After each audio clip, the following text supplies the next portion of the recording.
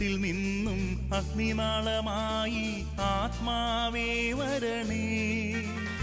പുറകെട്ടുപോയ ഉപ്പായ എന്നെ പുറകൂട്ടിയിടണമേ. കനലുകളൂതി തീയാക്കൂ, എൻ്റെ കുറവുകളെല്ലാം നിറവാക്കൂ. കനലുകളൂതി തീയാക്കൂ, എൻ്റെ കുറവുകളെല്ലാം നിറവാക്കൂ. ആത്മാവേ റൂഹായേ എന്നിൽ കത്തിപ്പടരണമേ. ആത്മാവേ റൂഹായേ എന്നിൽ കത്തിപ്പടരണമേ.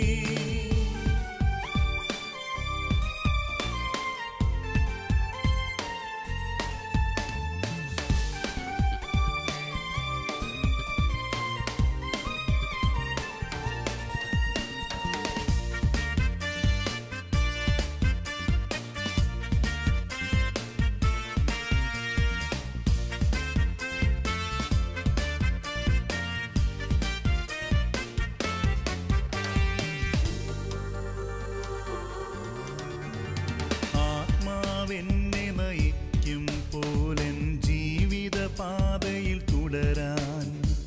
ആത്മാവെന്നെ നയിക്കും പോലെൻ ജീവിത പാതയിൽ തുടരാൻ. കാറ്റിലുയരും ഇല പോലെ ആത്മാവിൻ ശക്തിയിലുയരാൻ.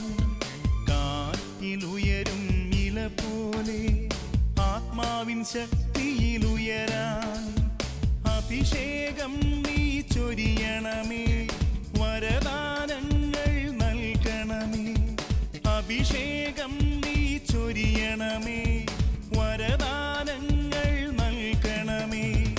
ആത്മാവേ റൂഹായേ എന്നിൽ കത്തിപ്പടരണമേ. ആത്മാവേ റൂഹായേ എന്നിൽ കത്തിപ്പടരണമേ.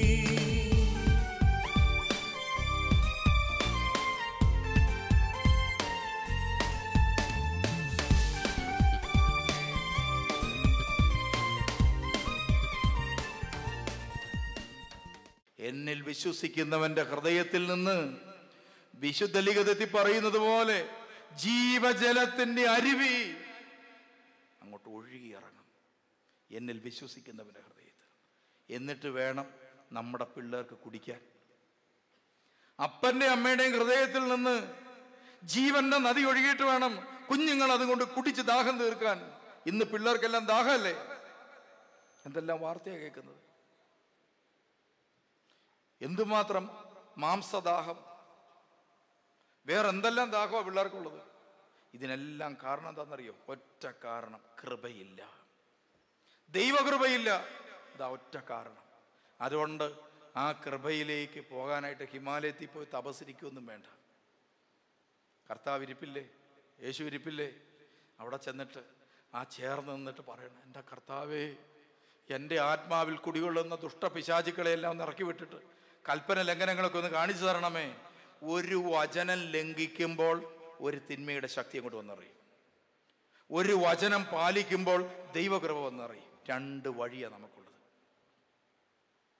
അതല്ലേ ഏദൻ തോട്ടം പറയുന്നത് ഉൽപ്പത്തി പുസ്തകത്തിൽ? രണ്ട് വഴി, രണ്ട് വൃക്ഷം. ഒന്നേതാ? ജീവവൃക്ഷം. മറ്റൊന്നെന്താ? നന്മതിന്മകളെക്കുറിച്ചുള്ള അറിവിൻ്റെ വൃക്ഷം. തിന്നിട്ടുണ്ടോ ഈ ഫലം? ഈ നന്മതിന്മകളെക്കുറിച്ചുള്ള അറിവിൻ്റെ വൃക്ഷത്തിൻ്റെ ഫലത്തിനകത്ത് 4 പ്രധാനപ്പെട്ട സാധനമാണുള്ളത്. 1 നന്മ, 2 തിന്മ, 3 അറിവ്, 4 മരണം. അപ്പം ദൈവം പറഞ്ഞ ഇതാണ്, നിനക്ക് നന്മയാണെന്ന് തോന്നുന്നതിൻ്റെ പിന്നാലെ നീ ഒരിക്കലും പോകരുത്. നിനക്ക് തിന്മയാണെന്ന് ഓർത്ത് നീ എന്ത് ചെയ്യരുത്? ഒരിക്കലും വിട്ടുകളയരുത്. നിനക്ക് അറിവ് കിട്ടുമെന്ന് നിനക്ക് തോന്നിയാൽ നീ എന്ത് ചെയ്യുക? അതിൻ്റെ പുറകെ പോകരുത്. നീ നശിക്കും, നീ മരിക്കും എന്ന് പറഞ്ഞതിൻ്റെ അർത്ഥം എന്താ?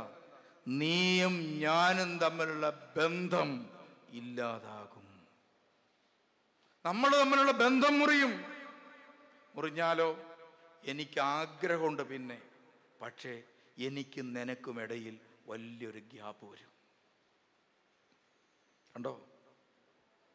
നമുക്കിഷ്ടമുള്ളതിൻ്റെ പുറകെ, എൻ്റെ ആഗ്രഹങ്ങളുടെയും എൻ്റെ ഇഷ്ടങ്ങളുടെയും എനിക്ക് നല്ലതെന്ന് തോന്നുന്നതിൻ്റെ പിന്നാലെ ഞാൻ പോയാൽ എനിക്ക് പറ്റാൻ പോകുന്ന അബദ്ധം ഇത്.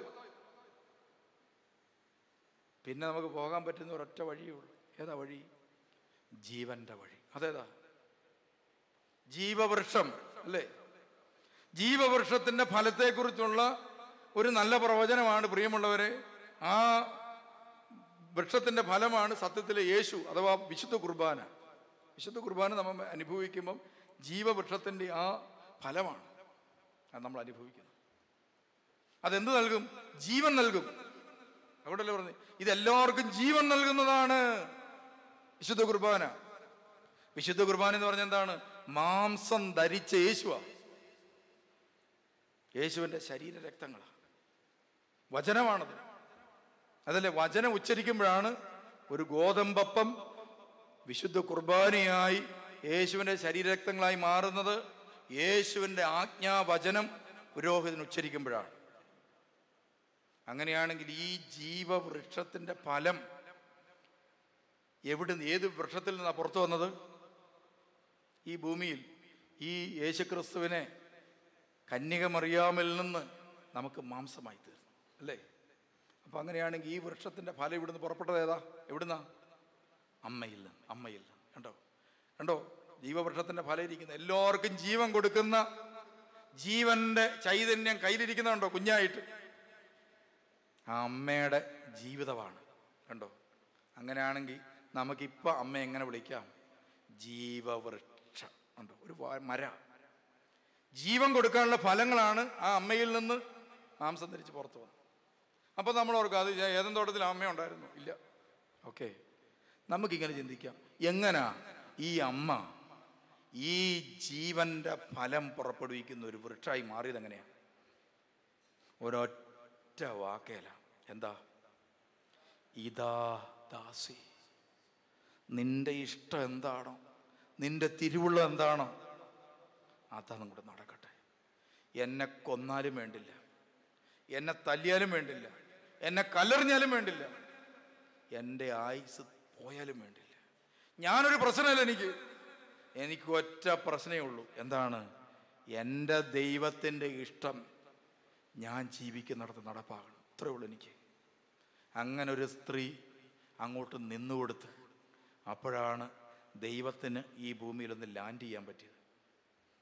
പലരുടെ അടുത്തും ഇപ്പം ഈ കാലഘട്ടത്തിൽ കർത്താവിന് ഒന്ന് ഇറങ്ങി വന്ന് പ്രവർത്തിക്കണമെന്ന് ആഗ്രഹിക്കുന്നുണ്ട്. നമ്മളോട് ചോദിക്കുന്നുണ്ട്, സഹോദര, ഞാൻ നിന്റെ ഹൃദയത്തിലോട്ടൊന്ന് വരട്ടെ.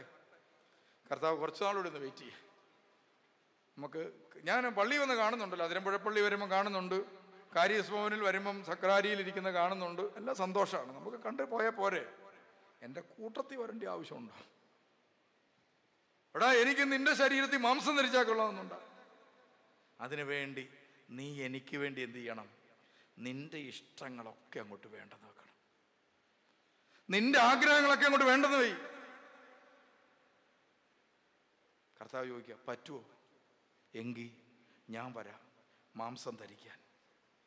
അങ്ങനെ നമ്മുടെ കൂടെ വരാൻ ആഗ്രഹിക്കുന്ന, കൃപയായി അഭിഷേകമായി വരാൻ ആഗ്രഹിക്കുന്ന ഒരു അപ്പനുണ്ട്, ഒരു ദൈവമുണ്ട് നമുക്ക്. ആ ദൈവം നമ്മളോട് ഈ ബലിപീഠത്തിൽ വെച്ച് ചോദിക്കുക, മോനെ, ഞാൻ പോരട്ടെ നിന്റെ കൂടെ, ഞാൻ കൊണ്ടു നടക്കാം നിന്നെ, ഞാൻ കൊണ്ടുപോകാൻ സ്വർഗത്തിൽ, ഉള്ളം കയ്യിൽ ഞാൻ സംരക്ഷിച്ചോളാം, കാലെ പൊടി പറ്റാതെ, ദേഹത്ത് ചെളി പറ്റാതെ ഞാൻ നെഞ്ചോട് ചേർത്ത് നിന്നെ സംരക്ഷിച്ചോളാം, ഞാൻ വരട്ടെ നിന്റെ കൂടെ. പ്രിയമുള്ള, ജീവിതത്തിൽ ഏത് പ്രതിസന്ധികൾ വരുമ്പോഴും നമുക്ക് പറയാൻ പറ്റണം, ഇതാ ദാസൻ, നിന്റെ ഇഷ്ടം പോലെ എന്നിൽ നടക്കട്ടെ. അങ്ങനെ അങ്ങോട്ട് പറഞ്ഞു കഴിയുമ്പോൾ ഒരു പ്രശ്നമുണ്ട് പ്രിയമുള്ളവർ. എന്താണെന്നറിയോ? ദാസൻ നിന്റെ ഇഷ്ടം പോലെ അങ്ങോട്ട് നടക്കട്ടെ എന്ന് പറയുമ്പോൾ സംഭവിക്കാൻ പോകുന്നത് എന്താണെന്നറിയോ? നമ്മുടെ സ്വപ്നങ്ങളുടെ മേൽ ഒരു കുറുക വരവെന്ന് അങ്ങോട്ട് വീഴും അല്ലേ? നമുക്കൊത്തിരി ഇപ്പം നമ്മൾ കുടുംബജീവിതത്തിലേക്ക് പ്രവേശിക്കുക, കല്യാണം കഴിക്കാൻ വന്നിരിക്കുക പെണ്ണും ചെറുക്കന് ഭയങ്കര ആഗ്രഹങ്ങളും സ്വപ്നങ്ങളും ഉണ്ട്. ആ സ്വപ്നങ്ങളും ആഗ്രഹങ്ങളും ആയിട്ട് ആ ചെറുക്കൻ ഇങ്ങനെ ജീവിക്കുക. അപ്പോഴാണ് പ്രിയമുള്ളവരെ ആ വ്യക്തിയുടെ ജീവിതത്തിലേക്ക് ഒരു കുറുക വരവെന്ന് വീഴും. ഒരിക്കൽ ഞാൻ ഓർക്കുകയാണ്, ഒരു പെണ്ണ്, അവൾ ഈ ജീസസ് യൂത്തിലും ഒക്കെ പോയി നല്ലവണ്ണം ധ്യാനം എല്ലാം കൂടി അഭിഷേകമൊക്കെ പ്രാപിച്ച പെണ്ണാണ്. പ്രിയമുള്ളവരെ, അവൾ കല്യാണത്തിന് കഴിച്ച് അവളുടെ ആഗ്രഹം നേരെ കുവൈറ്റിന് പോകണമെന്നായിരുന്നു. എല്ലാം റെഡിയായിട്ടിരിക്കുക. കല്യാണം കഴിച്ച് പ്രിയമുള്ളവർ അവർ ഒരാഴ്ചത്തെ ലീവിന് ഈ മൂന്നാർ അങ്ങനെയുള്ള സ്ഥലങ്ങളിലൊക്കെ ഒന്ന് ഹണിമൂൺ ട്രിപ്പിന് പോകാനായിട്ടെല്ലാം റെഡിയായിട്ട് ബാഗൊക്കെ അടുക്കി വെച്ച്, ബാഗെല്ലാം അടുക്കി വെച്ച് കഴിഞ്ഞപ്പം പ്രിയമുള്ളവരെ പെട്ടെന്ന് അച്ചായൻ ഇങ്ങനെ ഇരിക്കുകയാണ്. അച്ചായന് പെട്ടെന്ന് ഒരു സ്ട്രോക്ക് അങ്ങ് വന്നു. ഉടനെ എല്ലാവരും കൂടി ആശുപത്രി കൊണ്ടുപോയി. ഒരു സൈഡ് അങ്ങ് പാരലൈസ്ഡായി, എഴുന്നേക്കാൻ മേലാതായിപ്പോയി. ഉടനെ ഈ ഭർത്താവ് ഭാര്യയോട് ചെടി നമ്മൾ യാത്ര ഇനി അങ്ങ് വേണ്ടെന്ന് വെച്ചാൽ, ഉടനെ അവൾ പറഞ്ഞു ശരിയാ, അച്ചായനെ മേലാതായതുകൊണ്ട് നമുക്കെന്നാൽ എനിക്കൊന്ന് മാറ്റി വെക്കാമെന്ന് പറഞ്ഞു. അങ്ങനെ മാറ്റി അങ്ങ് വെച്ചു. അവളുടെ വലിയ ആഗ്രഹമായിരുന്നു വിദേശത്തേക്ക് പോകുന്നതിന് മുമ്പ് എന്ത് ചെയ്യണം, എല്ലാവരും ആ ഭർത്താവിൻ്റെ കൂടെ, എല്ലാവർക്കൊക്കെ ആഗ്രഹമാണ് ഭർത്താവിൻ്റെ കൂടെയൊക്കെ ഒന്ന് പോയി എല്ലാ സ്ഥലമൊക്കെ കണ്ട് സന്തോഷമായിട്ട് പോവുക. ആ ആഗ്രഹങ്ങളുടെ മേൽ എന്ത് വീണു? ഒരു കുറുകെ വരവ്. നമുക്ക് വിഷമായി, സാരമില്ല പോട്ടെ. അങ്ങനെ അവൾ പ്രിയമുള്ളവരെ പോക്കൊന്നും നടന്നില്ല. ഇതാ ഈ ആഴ്ച ശരിയാവും, അടുത്ത ആഴ്ച ശരിയാവും എന്ന് പറഞ്ഞിട്ട് ഒരു 10-40 ദിവസമായിട്ട് അച്ചാൻ എഴുന്നേറ്റില്ല. ഉടനെ ഭർത്താവ് പറഞ്ഞു, എടി ഞാൻ പ്രാർത്ഥിച്ചപ്പോൾ എനിക്ക് കർത്താവ് ഒരു വലിയ സന്ദേശം തന്നു. അതിൻ്റെ എൻ്റെ പിതാവിന് ഇങ്ങനെ ഒരു പ്രതിസന്ധി ഉണ്ടാകുമെന്ന് അറിഞ്ഞുകൊണ്ട് തന്നെയാണ് നിന്നെപ്പോലെ ഒരു നേഴ്സ് പെണ്ണിനെ എൻ്റെ ജീവിതത്തിലേക്ക് ദൈവം അയച്ചത്. അതെൻ്റെ അപ്പനെ നോക്കാൻ വേണ്ടിയാണെന്ന് എനിക്ക് മനസ്സിലായി. അതുകൊണ്ട് നീ കുവൈറ്റിൽ പോക്ക് വേണ്ടെന്ന് വെച്ചിട്ട് ഈ അപ്പനെ നോക്കാവൂ. അപ്പോൾ അവൾ പറഞ്ഞു, ആ കുഴപ്പമില്ല, അതറിയില്ലെന്ന് പറയും. ഇന്ന് ചാകും നാളെ ചാകും. അവൾ എന്നും പോയി ഔസപിതാവിനോട് പറഞ്ഞു, എൻ്റെ ഔസപിതാവേ അച്ചായനെ ഒന്ന് സ്വർഗത്തിലേക്ക് എടുത്തോണേ. നമ്മുടെയൊക്കെ ആളുകൾ പ്രാർത്ഥിക്കും. പ്രിയമുള്ളവർ, നമ്മുടെ ഈ ധ്യാനമൊക്കെ നടക്കുന്നുണ്ടെങ്കിലും അധികം നടക്കാത്ത ഒരത്ഭുതമേ ഉള്ളൂ. തളർവാദ രോഗി എഴുന്നേറ്റ് നടക്കാറുണ്ട്, ചെവി കേൾക്കാം, കണ്ണ് കാണുന്നുണ്ട്, പിന്നെ എയ്ഡ്സ് രോഗം മാറുന്നുണ്ട്, ക്യാൻസർ, മുഴ അപ്രത്യക്ഷമാകുന്നുണ്ട്. സാധാരണയായിട്ട് നടക്കാത്ത ഇന്ന് മാത്രമല്ല, ഇനി നടക്കണേ തന്നെ ആരെങ്കിലും പ്രാർത്ഥനാ വിഷയം തരണ്ടേ? അങ്ങനത്തെ ഒരൊറ്റ പ്രാർത്ഥനാ വിഷയമുള്ളൂ. എന്താണ്? ഇപ്പം അമ്മച്ചി 85 വയസ്സുള്ള അമ്മച്ചി മരിച്ചു കിടക്കുന്നു. ഇന്നേ വരെ ഒരാളും എൻ്റെ അമ്മച്ചി ഉയർത്തെഴുന്നേക്കാൻ വേണ്ടി പ്രാർത്ഥിക്കണം എന്ന് പറഞ്ഞ് എൻ്റെ അടുത്ത് വന്നിട്ടില്ല. നിങ്ങളുടെ ആളുടെ അടുത്ത് വന്നിട്ടുണ്ടോ? വന്നിട്ടില്ല. മരിച്ചവരെ ഉയർപ്പിക്കാൻ മാത്രം സാധിക്കുന്നില്ല. ആ വരം ആരും ചോദിക്കാറുമില്ല. എന്നാ കാര്യം എന്നറിയോ? ഈ പെണ്ണിന് പറ്റിയതാ. അവൾ ഒത്തിരി സ്ഥലത്ത് പോയി പ്രാർത്ഥിച്ചു, ദൈവമേ അച്ചായനൊന്ന് എന്തെങ്കിലും ഒന്നീ മേളിലോട്ട് പോകണം, അല്ലേ എഴുന്നേക്കണം. രണ്ടും നടന്നില്ല. അവസാനം പ്രിയമുള്ളവരെ 5-6 വർഷം അച്ചായൻ ആ കിടപ്പ് കിടന്നു. അപ്പോൾ ഇവൾക്കന്ന് 25 വയസ്സുണ്ടായിരുന്നു. ഇപ്പം എത്ര വയസ്സായി? 30 വയസ്സ് കഴിഞ്ഞപ്പോൾ 2 പിള്ളേരും ഉണ്ടായി. 2 പിള്ളേരുമൊക്കെ ഉണ്ടായി കഴിഞ്ഞപ്പോൾ ഈ 5 വർഷത്തിന് ശേഷം അച്ചായൻ മരിച്ചു. ഓഫീസുമൊക്കെ ചെല്ലിക്കഴിഞ്ഞപ്പോഴത്തേനും ഇതാ ഭർത്താവ് പറഞ്ഞു, എടി നിനക്കൊരു പഴയൊരു ആഗ്രഹമില്ലായിരുന്നു, നമുക്ക് മൂന്നാറിലൊന്ന് പോയാൽ കൊള്ളാം, നമുക്കൊന്ന് പോയാലോ? ഉടനെ 2 പിള്ളേരെ 2 കൈയിരിക്കുന്നു. ഒരെണ്ണം കീക്കി എന്ന് പറഞ്ഞുകൊണ്ട് ഇപ്പോൾ ഒരെണ്ണം ഈ സൈഡിൽ. അവൾ പറഞ്ഞ് ആഗ്രഹം ഉണ്ടായിരുന്നു, തീർന്ന്. അതൊക്കെ അങ്ങ് തീർന്ന്. എൻ്റെ സ്വപ്നങ്ങളുടെയും പ്രതീക്ഷകളുടെയും മേൽ കുറുകെ വരവെന്ന് വീണു. അതിന് പറയുന്ന പേരെന്താ? എൻ്റെ സ്വപ്നങ്ങളുടെയും പ്രതീക്ഷകളുടെയും മേൽ കുറുകെ വരവെന്ന് വീഴുമ്പോൾ പേരെന്താ? കുരിശ്. ആ കുരിശ് മാറാൻ വേണ്ടിയല്ലേ നമ്മൾ ഈ ധ്യാനം കൂടുന്നത്? കുരിശ് മാറട്ടെ, കുരിശ് മാറട്ടെ, കുരിശ് മാറട്ടെ, കുരിശ് മാറട്ടെ. യേശുക്രിസ്തു ഈ കുരിശ് എന്ത് ചെയ്യണമെന്നാ പറഞ്ഞത്? കുടുംബത്തിൽ കുരിശുണ്ടാകും, എന്ത് ചെയ്യണം? തോളെ വഹിക്കണം. നീ നിന്റെ കുരിശെടുത്ത് എന്നെ അനുഗമിക്കട്ടെ. അപ്പൊ മറ്റുള്ളവരുടെ ബലഹീനതകളും കുറവുകളും പോരായ്മകളും വഴി എന്നിലേക്ക് വരുന്ന കുരിശുകൾ മാറാൻ വേണ്ടി അങ്ങോട്ട് പ്രാർത്ഥിക്കണം. പിന്നെന്ത് ചെയ്യാണ്? ഈ കുരിശ് വഹിക്കാനുള്ള ശക്തിക്ക് വേണ്ടി പ്രാർത്ഥിക്കണം. അതാണ് അഭിഷേകം. ഈ കുരിശ് നമ്മൾ വഹിച്ചു കഴിയുമ്പോൾ നമുക്ക് കുരിശ് നൽകിയവരെല്ലാം വിശുദ്ധരായി തീരും. സ്തേഫാനോസ് കരഞ്ഞു പ്രാർത്ഥിച്ചു. പ്രിയമുള്ളവരെ, സ്തേഫാനോസിനെ കല്ലെറിഞ്ഞവർ മുഴുവനും ക്ഷമിച്ച് സഹിച്ച് കുരിശ് വഹിച്ചവൻ പ്രാർത്ഥിച്ചപ്പോൾ ഇതാ അവന് കുരിശ് കൊടുത്തവരെല്ലാം മാനസാന്തരപ്പെട്ടു. ശൗല് മാനസാന്തരപ്പെട്ടു, വിശുദ്ധ പൗലോസായില്ലേ? അങ്ങനെയെങ്കിൽ നമ്മുടെ ഭർത്താവ് കുടിയൻ, വലിയൻ, അങ്ങേര് ഇതാ ഒരു കുരിശാ നമുക്ക്. നമ്മുടെ സ്വപ്നങ്ങളുടെയും പ്രതീക്ഷകളുടെയും ഈ കുറുകെ വരയുക. നിങ്ങൾ ആ കുരിശ് എന്ത് ചെയ്യണം? തോളയിൽ വഹിച്ചുകൊണ്ട് ഇവിടെ വരണം. ഇച്ചിരി പാടാ, തോളെ വഹിക്കണം. കൃപയുണ്ടെ പറ്റും. വഹിച്ചിട്ട് ഈ കുരിശ് കൈ പിടിച്ചുകൊണ്ട് ആ കുരിശോട് ചേർന്ന് എന്ന് പറയണം, പിതാവേ, ഇവരൊക്കെ ചെയ്യുന്നത് എന്താണെന്നറിയാത്തതിനാൽ ഇവരോടെല്ലാം അങ്ങ് ക്ഷമിച്ചേക്ക്. എന്ത് സംഭവിക്കും? ആ കുരിശിലേക്ക് നോക്കുന്നവർ അനുഗ്രഹിക്കപ്പെടും. നിങ്ങളുടെ വീട്ടിലേക്ക്, നിങ്ങളുടെ കുടുംബജീവിതത്തിലേക്ക് നോക്കുന്നവർ അനുഗ്രഹിക്കപ്പെടും. പ്രിയമുള്ളവരെ, അനുഗ്രഹിക്കപ്പെടും. അങ്ങനത്തെ കുടുംബങ്ങളുണ്ട്, നല്ല നല്ല കുടുംബങ്ങൾ. അവരുടെ ജീവിതത്തിലെ സഹനങ്ങൾ ഇതാ കണ്ട് നമ്മൾ സന്തോഷിക്കും. ദൈവമേ, ഈ സഹനങ്ങളാണല്ലോ ഇവരെ ഇങ്ങനെ ആക്കി തീർത്തത്, വിശുദ്ധരാക്കി തീർത്തത്. അപ്പോൾ ഓരോരോ സഹനങ്ങളാണ് ഓരോ വ്യക്തികളെയും വലുതാക്കി തീർക്കുന്നത്. നമുക്കറിയാം, ഇപ്പം നമ്മുടെ ജെയിംസ് മഞ്ഞാക്കലച്ചൻ, പ്രിയമുള്ളവരെ, രോഗിയായി, അങ്ങനെ പ്രതിസന്ധിയായി, കാലിനൊക്കെ പ്രശ്നമായി, എന്തോ ആരോഗ്യമുള്ള ആളായിരുന്നു. അറിയാം, ഇവിടെ നിൽക്കുന്ന കണ്ടു കഴിഞ്ഞാൽ ആൾ വലിയൊരാളായിരുന്നു, നല്ല ഹെൽത്തി ആയിട്ട്, എത്ര മണിക്കൂർ നിന്നാലും നല്ല ആളായിരുന്നു. ആരോഗ്യമൊക്കെ പോയി, വീൽ ചെയറിലെല്ലാം ഇരുന്ന് എന്തുമാത്രം കഷ്ടപ്പെട്ടാണ് പ്രഘോഷിക്കുന്നത്. കണ്ടോ? കുരിശ് ഏറ്റുവാങ്ങി നെഞ്ചോട് ചേർത്ത് പിടിച്ചപ്പോൾ, ആ കുരിശെ കിടന്നുകൊണ്ട് ശുശ്രൂഷ ചെയ്യാൻ തുടങ്ങിയപ്പം ആയിരങ്ങളും പതിനായിരങ്ങളും ലക്ഷങ്ങളും കർത്താവിൻ്റെ തിരുസന്നിധിയിലേക്ക് വരുന്നത്. അച്ഛൻ സഹനത്തെക്കുറിച്ച് വലിയ ക്ലാസ് എടുക്കുമായിരുന്നു. സഹനത്തെക്കുറിച്ചൊക്കെ അച്ഛൻ്റെ ക്ലാസ് എൻ്റെ നെഞ്ചിനകത്ത് ഇങ്ങനെ തറഞ്ഞു കിടക്കും. പ്രിയമുള്ളവരെ, ഇവിടെ കാസറ്റൊക്കെ കിട്ടുമായിരുന്നു അന്ന്. പ്രിയമുള്ളവരെ, ആ കുരിശ് ജീവിതത്തോട് ചേർത്ത് പിടിച്ച് ജീവിക്കാൻ തുടങ്ങിയപ്പോൾ എത്ര പേരാണ് ഒരു വ്യക്തിയിലൂടെ അഭിഷേകം ചെയ്യപ്പെടുന്നത്, ഒരു വ്യക്തിയിലൂടെ എത്ര പേരാണ് അനുഗ്രഹിക്കപ്പെടുന്നത്, എത്രയോ രാജ്യങ്ങളിലുള്ള എത്രയോ പേരാണ് അനുഗ്രഹിക്കപ്പെടുന്നത്. അതാണ് കർത്താവിൻ്റെ കൃപ. അതുകൊണ്ട് കർത്താവ് നമ്മൾ ഓരോരുത്തരെയും സ്നേഹിച്ച് വിളിക്കുകയാണ്, മകനെ, എൻ്റെ വസ്ത്രാഞ്ചലത്തിലേക്ക് നീ ഇങ്ങോട്ട് വാ. അതേ, അങ്ങ് പൊതിയാൻ പോവാ ഞാൻ പൊതിഞ്ഞു കഴിയുമ്പം നീ എന്ത് ചെയ്യണം? ആ വസ്ത്രാഞ്ചലത്തിൽ നിന്ന് ഒരിക്കലും പോകരുത്. വീട്ടിലായിരിക്കുമ്പോഴും എൻ്റെ വസ്ത്രത്തിൻ്റെ ഉള്ളിലായിരിക്കണം നീ. അതുകൊണ്ട് നിൻ്റെ കുടുംബത്തിൽ കഴിഞ്ഞ കാല ജീവിതത്തിൽ വന്നു പോയിട്ടുള്ള എല്ലാ മാരകപാപങ്ങളും, വഴിതെറ്റിപ്പോയിട്ടുള്ള മേഖലകൾ എല്ലാം ഓരോന്നോരോന്നായിട്ട് പേപ്പറും പേനായി എടുക്കണം. ഞാൻ ഓർക്കുകയാണ്, ഞാൻ പണ്ട് സൈക്കിളച്ചൻ എന്ന് പറഞ്ഞൊരു അച്ഛനുണ്ടായിരുന്നു തൃശ്ശൂർ. എനിക്ക് ഈ ബോധ്യമൊക്കെ സെമിനാരി വെച്ച് തന്നെ കിട്ടി. സൈക്കിളച്ചൻ എന്ന് പറഞ്ഞൊരു അച്ഛനെ കുറിച്ച് കേട്ടു. അച്ഛൻ്റെ ഒരു പ്രത്യേകത, കുമ്പസാരിപ്പിക്കാൻ തുടങ്ങിക്കഴിഞ്ഞാൽ പിന്നെ ഭയങ്കര കുമ്പസാരമാണ്. ഞാൻ അറിഞ്ഞ് കേട്ട് ഇവിടുന്ന് ബസ് കയറി തൃശ്ശൂർ ചെന്നു. ഞാൻ പറഞ്ഞു, ഇങ്ങനെ ഒരു സൈക്കിളച്ചൻ എന്ന് പറഞ്ഞൊരു അച്ഛനുണ്ടോന്ന്. ഉടനെ ഒരു താടിയൊക്കെ നീട്ടി ഒരു അച്ഛൻ ഇറങ്ങി, കുനിഞ്ഞ് 85 വയസ്സുണ്ട്. അച്ഛൻ വന്ന് ചോദിച്ചു, എന്നാ? ഞാൻ പറഞ്ഞു, ഇങ്ങനെ അച്ഛൻ ഇങ്ങനെ വലിയ കുമ്പസാരം നടത്തുന്ന ആളാന്ന് കേട്ടിട്ടുണ്ട്, എനിക്കൊരു പൂർണ്ണ കുമ്പസാരം എടുത്താൽ കൊള്ളാമെന്ന് ആഗ്രഹമുണ്ട്.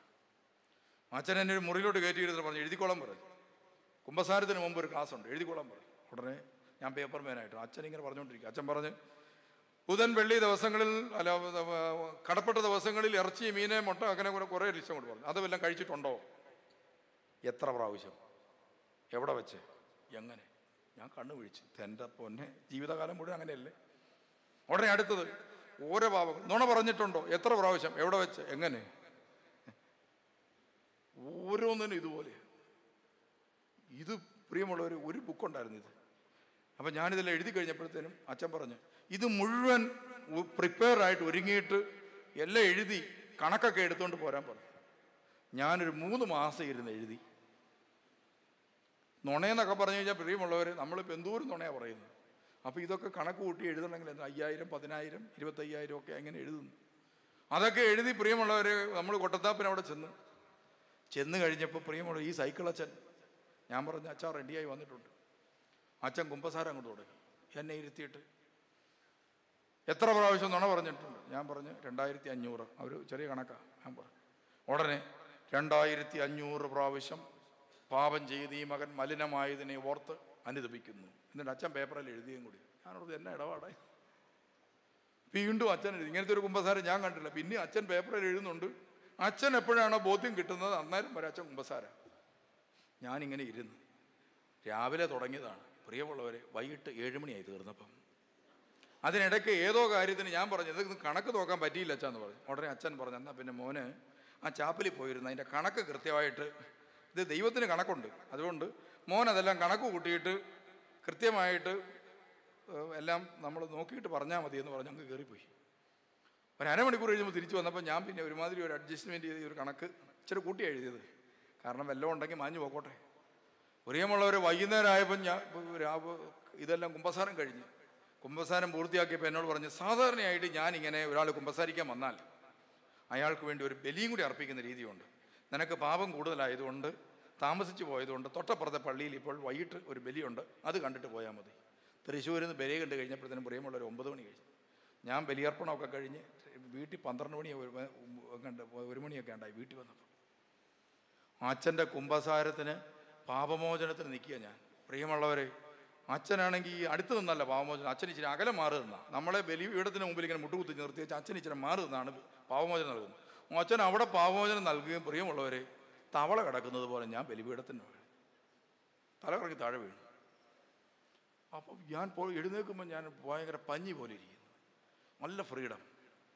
ഞാൻ അച്ഛനായി കഴിഞ്ഞപ്പോൾ പ്രിയമുള്ളവർ, എന്നെ സഭ വിട്ടത് അങ്ങോട്ടാന്ന് പറയും, ഇടുക്കിയിലൊരു പള്ളിയിലോട്ടാണ്. ആരുമില്ല അവിടെ, ആകെപ്പാടെ ഉള്ളത് 10-30 പേരേ ഉള്ളൂ.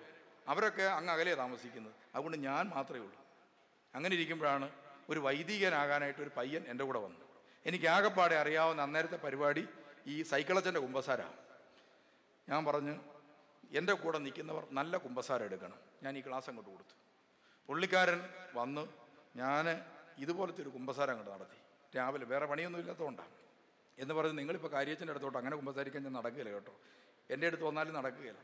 പ്രിയമുള്ളവരെ, എന്തായാലും അന്ന് ഒരു പരിപാടി ഇല്ലായിരുന്നതുകൊണ്ട് ഞാൻ ഇങ്ങനെ ഇരുത്തി ഒരു കുമ്പസാരമൊക്കെ നടത്തി. എല്ലാ പാപങ്ങളും അതും എല്ലാം കേട്ട് ഉപദേശം ഓരോന്നിനും പറഞ്ഞു വന്നപ്പോൾ സമയമെടുത്ത് ഞാൻ അതിന് ശേഷം പാപമോചന പ്രാർത്ഥന നടത്തുകയും, പ്രിയമുള്ളവരെ, ഈ ഡീക്കനായില്ല, പുള്ളി വൈദിക വിദ്യാർത്ഥിക്ക് എന്നാ പറ്റിയെന്ന് അറിയോ, ഈ പുള്ളി തവള കിടക്കുന്ന പോലെ അവിടെ. പുള്ളി എഴുന്നേറ്റിട്ട് പറഞ്ഞ്, എനിക്കും ഭയങ്കര മാറ്റം വന്നു. ആളിപ്പം റോമിൽ പഠിച്ചുകൊണ്ടിരിക്കുക കണ്ടോ. VAS വാസം എഴുതിയിരുന്ന പാർട്ടിയാണ്, ഇപ്പോൾ റോമിൽ പ്രിയമുള്ളവരെ PhD ചെയ്തുകൊണ്ടിരിക്കുക. കർത്താവ് പഠിക്കാനൊന്നും ഒരു കഴിവില്ലാത്ത ആളായിരുന്നു. കർത്താവ് എടുത്ത് സ്പർശിച്ച് ഉയർത്തി അങ്ങോട്ട് മാറ്റി. കണ്ടോ, ഇതാണ് പാപങ്ങൾ കൂദാശയിലൂടെ ഉപേക്ഷിച്ച് കഴിയുമ്പോഴാണ് ഈ കൃപ ഇങ്ങോട്ട് വരുന്നത്. അതുകൊണ്ട് കള്ളക്കുമ്പസാരമൊക്കെ അവിടെ അങ്ങോട്ട് അവസാനിപ്പിച്ചിട്ട്, കൃപാവസ്ത്രം പോയിട്ടുണ്ടെങ്കിൽ ആ കൃപാവസ്ത്രം തിരിച്ചു പിടിച്ചാൽ നിങ്ങളുടെ ഭവനത്തിൽ ഇനിയും ജനിക്കുന്ന കുഞ്ഞുങ്ങളൊക്കെ അഭിഷേകമുള്ള കുഞ്ഞുങ്ങളാകും.